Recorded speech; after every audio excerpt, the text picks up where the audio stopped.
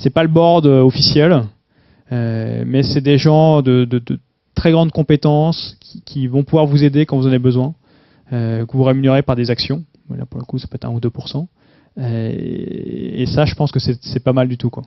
C'est-à-dire d'avoir 2-3 personnes qui ont réussi ou qui sont vraiment super fortes dans vos domaines de compétences. Parce que c'est pas forcément des personnes que vous allez pouvoir, avec qui vous allez pouvoir vous associer, vous allez pouvoir recruter au démarrage.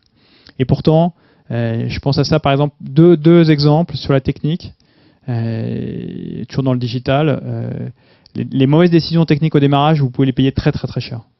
Hein, parce que une fois qu'on a construit son infrastructure, une fois qu'on a construit son back-end, une fois qu'on a ses données dedans, s'il faut changer, ça coûte très très cher.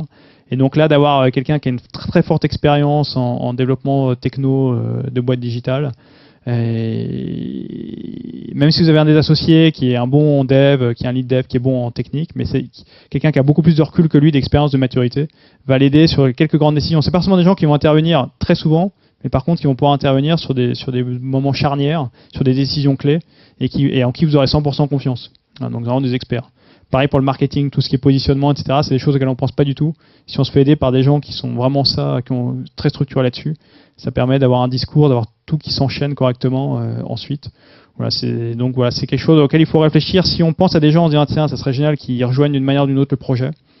Ça aussi, les gens sont assez preneurs en fait. Ils disent est-ce que tu veux être advisor contre quelques actions et voilà, et il y aura peut-être puis je t'appellerai peut-être une fois par mois ou peut-être une fois tous les 3 mois et puis on se fera une demi-journée de travail ensemble, mais sur un point bien précis et voilà. Ou tu viendras voir une demi-heure l'équipe ou 1 heure l'équipe pour parler, pour comprendre, pour m'aider sur un point. Ça c'est quelque chose que ça peut être pas mal aussi.